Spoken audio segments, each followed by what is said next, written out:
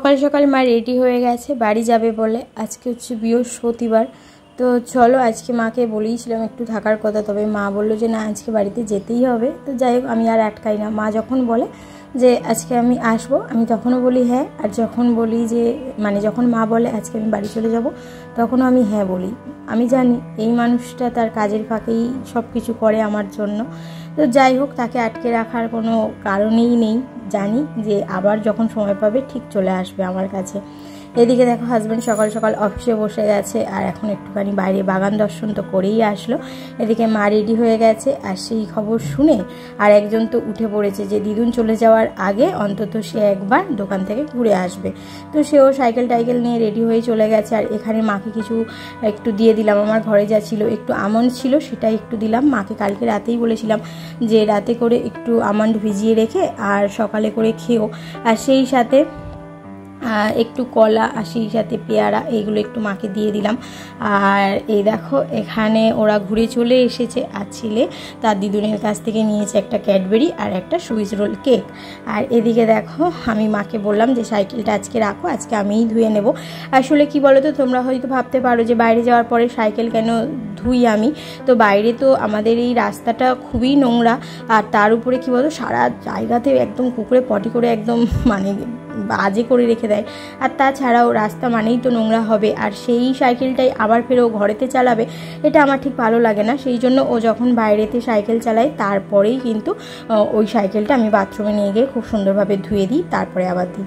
তো দেখো এখানে মাকে একটুখানি মার শরীরে খেয়াল রাখার কথা বলছি, তার সাথে সাথে একটুখানি চলে যাওয়ার সময় তো অনেক কথা হয়, সেই সব কথাই বলছি। তো চলো এখন মা চলে যাচ্ছে, মাকে টাটা বাই বাই বলে দিই, তারপর তোমাদের সাথে আবার কথা বলছি।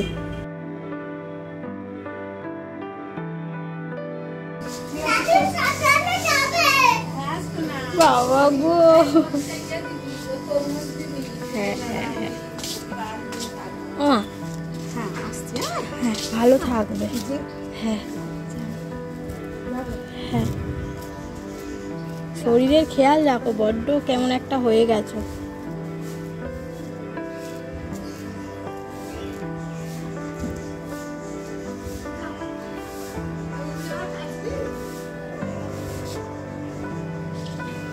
বিয়ের এত বছর হয়ে গেল তাও মা চলে গেলে মন খারাপ।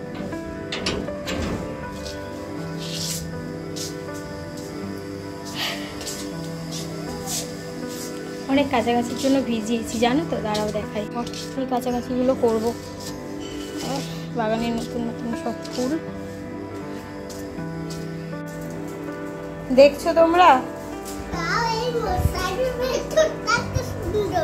মশারির ভিতরটা নাকি সুন্দর, এটা আমার ঘর। হ্যাঁ এটা ওর ঘর। তোমাদের ঘর কেন হবে?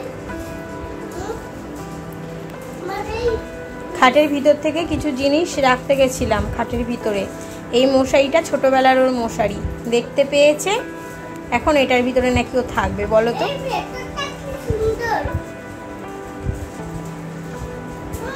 অনেকক্ষণ তো হলো, চলো এবার ওঠো ওর মধ্যে থেকে। এদিকে দেখো ওর তো স্কুল আছে, ওর তো এক্সাম এখনো পর্যন্ত চলছে। আর তো চলো এখানে একটুখানি আলু ভেজে নিই, আর একটু কালকে রাতের ভাত ছিল তো সেটা একটুখানি গরম করে নিয়েছি। তো এই দিয়ে ওকে খাইয়ে নিয়ে তারপর যাব আর এসে রান্না করব। তবে কিন্তু আজকে বেশি কিছু রান্না নেই, একদম হালকা ফুলকার ওপরেই কিছু রান্না আছে, তো সেটা তোমাদেরকে পরেই দেখাচ্ছি। একটু শুধু হয়তো ডাল করব, আর কিছুই করার নেই, আর একটু ভাত করতে হবে। আর এদিকে দেখো তো স্কুল যাওয়ার আগে এত বায়না সহ্য হয় বলো তো। এই দেখো না, ওকে বাথটবটা বের করেছি স্নান করাবো বলে, আর এখন বাবার কাছ থেকে দুটো নৌকা বানিয়ে এনেছে, সেইগুলো নাকি এখন জলেতে সে চালাবে। তো বলো এই যে প্রথমে থালাটা দিলাম সেটাতে তো নৌকাটা বেঁধে বেঁধে যাচ্ছে, মানে চলছে না আর কি। তো ওই যে উনি এখন বলছে যে নৌকাটা কি হচ্ছে না,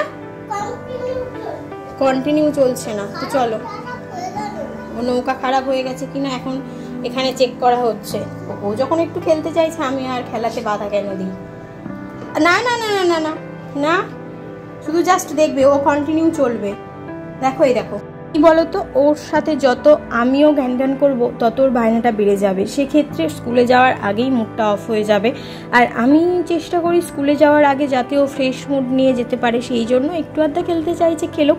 আর আমি হাতে টাইম নিয়েই এই সমস্ত কাজগুলো করি। তার কারণ কি বলতো, ও জানি যে একটার পর একটা বায়না ধরতে পারে, তো সেই জন্য আমি হাতে টাইম রেখে ওকে স্নান করাতে যাই। যদি ঠিকঠাকভাবে করে নেয় তো টাইমের মধ্যে আগেই হয়ে যায়, আর যদি একটু আধটা বায়না করে সেটা টাইমের মধ্যে হয়ে যায়। কিন্তু সকালবেলা কারোর মুড অফ করে দরকার নেই, ভালো লাগে বলো আমাদেরও সকালবেলা। তো যাই হোক, স্কুল থেকে নিয়েও বাড়ি চলে এসেছি। এখন তো বেশিক্ষণ স্কুল না, এখন 45 মিনিট করে পরীক্ষা হচ্ছে। স্কুল থেকে এসে কালকে যে ওই যে দেখাচ্ছিলাম না যে পকোড়াগুলো একটুখানি মানে ভাজবো, তো কালকে না পুরো পকোড়া ভাজা হয়নি। মাকে সন্ধ্যের দিকে 2-4 পিস ভেজে দিয়েছিলাম একটু চিকেন পকোড়া, আর তারপরে না পুরোটাই আমি ফ্রিজেতে এইভাবে রেখে দিয়েছিলাম। কালকে মাংস খাওয়ার পরে কেউ আর খেতে চায়নি সেইভাবে। তো এখন দেখো, এখন এদিকে আমি পকোড়াটা ভাজা বসিয়েছি। তো অল্প কিছুটা আগে ভেজে রাখবো, প্রথমে ছেলেকে ভাতটা খাইয়ে দেবো আর তারপরেই কিন্তু হাজব্যান্ডকে খেতে দেবো। তো আর এখানে আরও কিছুটা চিকেন যে মাখিয়ে রেখেছিলাম সেটা রয়েছে, তো এখন ভাবছি যে করব কি করব না। তো যাই হোক, এখানে দেখো ছেলে কি করেছে, আবার আমি দাঁড়িয়ে দাঁড়িয়ে তো সব কিছু করি। তো আমি এখন বলেছিলাম যে আমার পাটা ব্যথা করছে, তো ও সাথে সাথে আমার জন্য চেয়ার এনে দিয়েছে, জানো, চেয়ার এনে দিয়েছে, সেই সাথে নাকি আমার ভিডিও করে দেবে। তো চলো দেখি ও কেমনভাবে ভিডিওটা করে দেয়। আমি রান্না করতে পারি,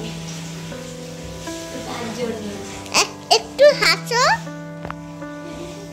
একটু স্টাইল মারো, রান্না করো। দেখছো, এই পেঁয়াজটা আমি এখন মাখাবো আলু ভাজার সাথে। হ্যাঁ তো বন্ধু, আমাদের এখন পার্টি চলছে। এখানে হরলিক্স আছে আর এখানে তেলা আছে, জুসের এইটাই, আর ফ্রিজে একটু থামস আপ আছে। কেমন দেখে দেখে ব্লগ করতে শিখেছে, বাবা গো বাবা। বলছে এখানে এটা আছে, ওখানে সেটা আছে। ভাবলাম যে এটা একটু রেখেই দিই। জানি তোমাদের ভালো লাগবে কি না বলতে পারছি না, তবে আমার ভালো লাগবে জানো তো। যখন ও বড় হয়ে যাবে, এই একটু একটু করে ভিডিও চালালে ওর এই ছোট্টবেলাটা ফিরে পাবো। সেই জন্যই কিন্তু আরও ওর যে সমস্ত অ্যাক্টিভিটি সেগুলো একটুখানি রেখে দিই। আর আশা করি বাচ্চাদের যে কোনো অ্যাক্টিভিটি দেখতে আমাদের সকলেরই পছন্দ। ওদিকে একটুখানি রয়ে গিয়েছিল চিকেন, সেটা আছে। আর দাঁড়াও, তোমাদেরকে আরও একটা জিনিস দেখাই, তার আগে হাতটা একটু ধুয়ে নিই। ওই দেখো, এখানে আছে আলু ভাজা, যেটা সকালে টিফিনে করেছিলাম। আর এটা দেখে না খুব ভালো লাগছে, সবাইকে ভালোবাসে, সবাইকে অবশ্যই দেবো, অবশ্যই আছে। এখন ও একটু গুঁড়ো দুধ খাবে, আর এই গুঁড়ো দুধ 8 থেকে 80 আমার মনে হয় সবাই খেতে ভালোবাসে।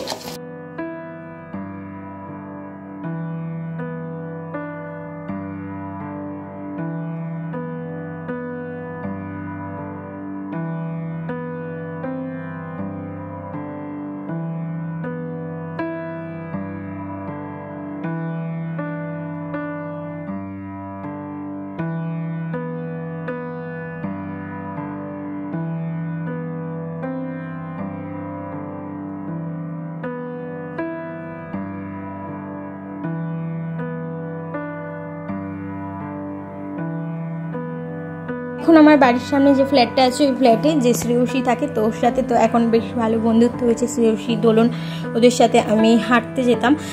তো এখন দেখো, ও না দুপুরে ফোন করেছিল, মানে এই দোলন ফোন করেছিল। দেখো এখন যে কথা বলছে, ও তো দোলন তোমরা দেখেছো আমার অ্যানিভার্সারিতে, সেই সাথে আমার ব্লগে মাঝে মধ্যেই তোমরা দেখো। তো ও ফোন করেছিল, বললো আজকে নাকি শ্রেয়সী বানাবে আলু কাবলি বা চানা কিছু একটা বানাবে, তো তার জন্য কিন্তু ডেকেছিল। আর এদিকে দেখো, ও যে আলু কাবলি বানাবে তার জন্য সমস্ত উপকরণ এখানে রেডি করে নিচ্ছে। আমরা তো দারুণ মজা করছি। তো চলো কি কি আছে তোমাদেরকে একটুখানি দেখিয়ে দিই।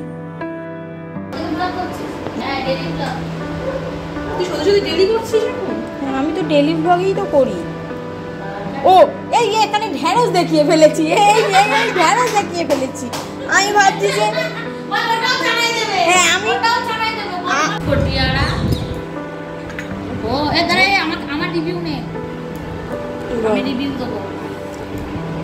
মৃত্যু খাওয়া খাচ্ছে দোলন রয়।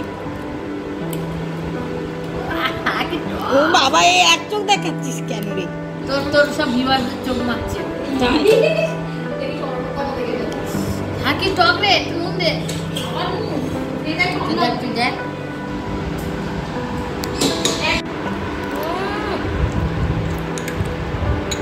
তুই চোখ মার। না রে, ভালো হয়েছে, হেভি হয়েছে, খুব সুন্দর হয়েছে। আমার চাবিটা কে দেবে? তুই আমার ভিডিও করতে সবে তো ভিডিওটা অন করেছিলাম, সবে ভিডিওটা অন করেছিলাম। Tata tata. ও অবাক হয়ে গেছে। ছেলে তো এখন ঘুমাচ্ছে আর আমি এখানে আড্ডা দিতে এসেছি, তো ভাবলাম যে এখন তো প্রায় ওই 6টা মতো বাজে, এবারে যাই, ছেলেকে গিয়ে তোলাতে হবে, তারপর রান্না টান্না করার আছে, ওর আবার এক্সাম আছে, পড়তে বসাতে হবে। হঠাৎ করে বাইরে গিয়ে মনে পড়েছে যে চাবিটাই রেখে দিয়ে চলে গেছি, তো আবার ফিরে আসলাম। আর এই দেখো এখন চলে যাব, আর এটা হচ্ছে এই ফ্ল্যাটের লিফট। তো চলো বন্ধুরা, আজকে সব মিলিয়ে মিশিয়ে দিনটা, সকালের দিকে একটু মনটা খারাপ লাগছিল, তবে সন্ধ্যের দিকে মনটা ঠিকঠাক হয়ে গেল ওদের সাথে আড্ডা দিয়ে। তো চলো বন্ধুরা, আজকে এই ছোট্ট ভিডিওটা এখানে এন্ড করছি। দেখা হচ্ছে পরের দিন আরও ইন্টারেস্টিং ব্লগের সাথে। ততক্ষণে তোমরা সবাই ভালো থেকো, সুস্থ থেকো। এখনকার মতো সবাইকে টাটা।